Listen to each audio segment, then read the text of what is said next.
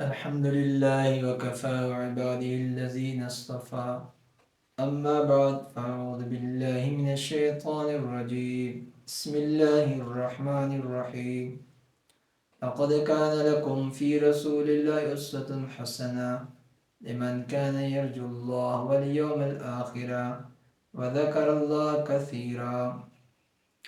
عن عائشة رضي الله عنها قالت كان النبي صلى الله عليه وسلم إذا دخل عشر شد مزار وحيا ليله وأيقظ أهله.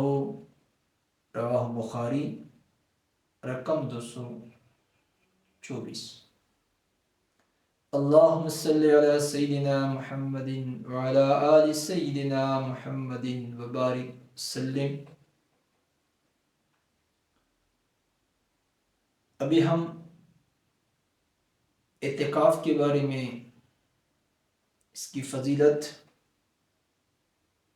اور امام الانبیاء علیہ السلام کا معمول آخری عشرہ میں اس کا ہم ذکر کریں گے.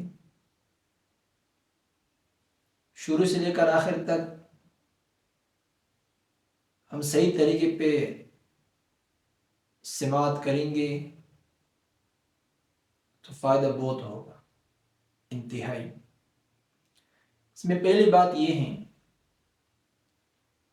اللہ جل شانہ کا فرمان ہے لَقَدْ كَانَ لَكُمْ فِي رَسُولِ اللَّهِ أُسْوَةٌ حَسَنَةٌ. تحقیق کے ساتھ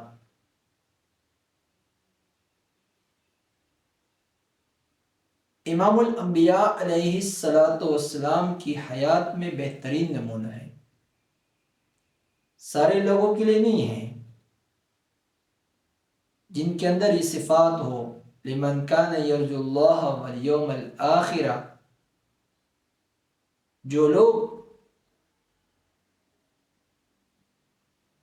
یرجو اللہ والیوم الآخرہ، آخرت پر امید رکھتے ہیں، یقین کر لیتے ہیں.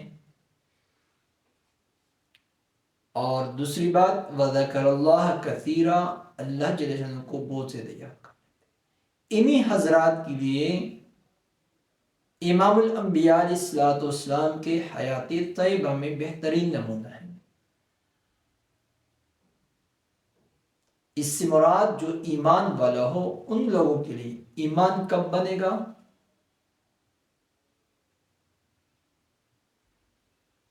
جو اللہ پاک کو یاد کر لے اس وقت ایمان پر بنے گا. جتنا زیادہ یاد کیا جائے گا ایمان بڑھتا جائے گا، اور جب ایمان بڑھتا جائے گا تو وہ لوگ محسوس کریں گے کہ مجھے رہنمائی چاہیے. وہ رہنمائی کی کسی اور چیز سے نہیں لیں گے اور لوگوں سے نہیں لیں گے، وہ رہنمائی لیں گے امام الانبیاء علیہ السلام کی حیات طیبہ سے لیں گے. بہترین نمونہ ہے ہمارے لیے. تو ہمارے پیارے حبیب صلی اللہ علیہ وآلہ وسلم رمضان مبارک کو کس طرح سے گزار لیتے؟ پہلے ہم نے کچھ معروضات پیش کیے تھے رمضان کے بارے میں. ابھی ہم اعتکاف کے بارے میں امی جان سے روایت ہیں، فرماتی ہیں کان نبی صلی اللہ علیہ وسلم اذا دخل عشر، جب آخری عشر داخل ہوتا تو ہمارے پیارے حبیب صلی اللہ علیہ وآلہ وسلم شد مزارہ، اپنے کمر بستہ ہوتے، وحیا لیلہ، پوری رات کو اعمال میں گزار لیتے، وَأَيْقَظَ أَهْلَهُ، اور اپنے گھر والوں کو بھی جگاتے، خود بھی عبادت اور گھر والوں کو عبادت مشغول فرماتے ہیں. ابھی ہمارے لیے بہترین نمونہ اس میں، اگر ہم نے آخری عشر بھی اس طریقے پہ گزارا تو ہمارے لیے بہترین کامیابی ملے گی. اور امی جان سے یہ بھی روایت ہیں، فرماتی ہیں یجتہد فی عشر الاواخر ما لا یجتہد فی غیرہ، یہ بھی مسلم شریف کی حدیث ہیں اور حدیث نمبر 2788 ہیں۔ فرماتی ہیں کہ ہمارے پیارے حبیب صلی اللہ علیہ وآلہ وسلم رمضان مبارک میں جتنی مشقت کر لیتے، مجاہدے کر لیتے، عمل کر لیتے، وہ کسی اور عمل ایام میں اور مہینوں میں نہیں کر لیتے، مشقت زیادہ رمضان میں کر لیتے تھے۔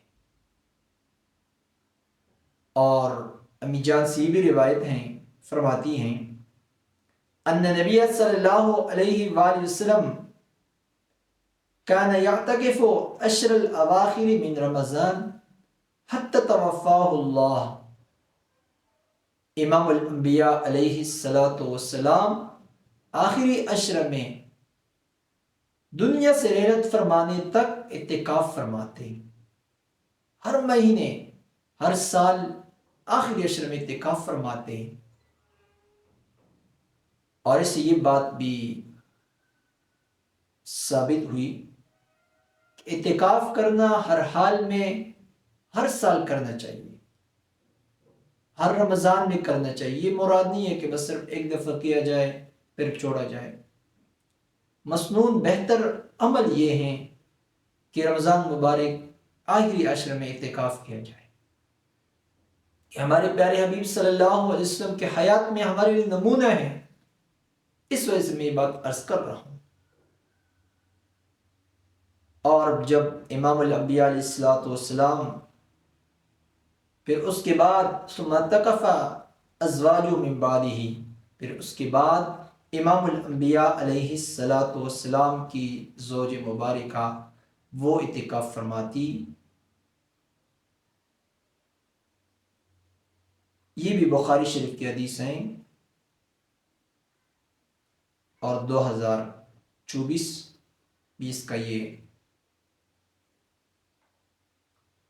جب امام الانبیاء علیہ الصلوۃ والسلام اتنا اعتکاف فرماتی، یعتکف فی کل رمضان 10 ایام، ہر رمضان میں 10 دن فرماتے، کان عام الذی قبض فیہ اعتکف 20، جس یہ آخری رمضان ہے، امام الانبیاء علیہ الصلوۃ والسلام دنیا سے رحلت فرما رہے ہیں، امام الانبیاء علیہ الصلوۃ والسلام نے 20 دن اعتکاف فرمایا۔ اصل میں 10 دن آخر میں آخری رمضان میں 20 دن اعتکاف فرمایا، سے یہ بات بھی ثابت ہوئی اگر اعتکاف 10 دن سے زیادہ ہو اس میں کوئی ممانعت ہے نہیں، اور یہ بھی بخاری شریف کی حدیث ہے۔ اب یہ تو امام الانبیاء علیہ الصلوۃ والسلام کا حیات ہوئی۔ اب اس سوال پیدا ہوتا ہے کہ مجھے پھر کیا ملے گا، اور مختلف سوالات پیدا ہو سکتے ہیں کہ پھر مجھے کیا ملے گا اس پر۔ یہ تو میں نے ابھی عرض کر لی بات، ہمارے بہترین نمونہ ہے، ہمیں فائد ملے گی۔ لیکن چلیں ابن عباس رضی اللہ عنہ سے روایت ہیں، فرماتے ہیں کہ امام الانبیاء علیہ الصلوۃ والسلام نے فرمایا فی المعتکف و یعتکف الذنوب، وہ ہر گناہ سے رکا جاتا ہے، گناہ نہیں کر سکتا ہے اعتکاف والا بندہ، وہ رک دیا جاتا ہے، رکا جاتا ہے گناہوں سے۔ وَيُجْرَى لَهُ حَسَنَاتُ کامل الحسنات کلہا، اس طرح اس کو نیکیاں ملتے ہیں جس طرح اس نے پوری نیکیاں کر لی۔ اور آخر میں ایک حسین، علی بن حسین رضی کے وہ اپنے والد صاحب سے نقل فرماتے ہیں من اعتکف 10 فی رمضان کان کحجتین عمرتین، اس کو حج اور عمرہ کا ثواب ملے گا، 2 حج اور 2 عمرے کا ثواب ملے گا اعتکاف کرنے والا۔ تو حج اور عمرہ میں جو بندہ حج عمرہ کر لے اس کے رزق میں اللہ پاک برکت نصیب فرماتے ہیں. یہ بھی شعب الایمان کی حدیث بہقی میں ہے. تو ہم اللہ پاک سے ابھی سے مانگنا شروع کر لیں، یا اللہ اعتکاف کے لیے ہم سب کو قبول فرما.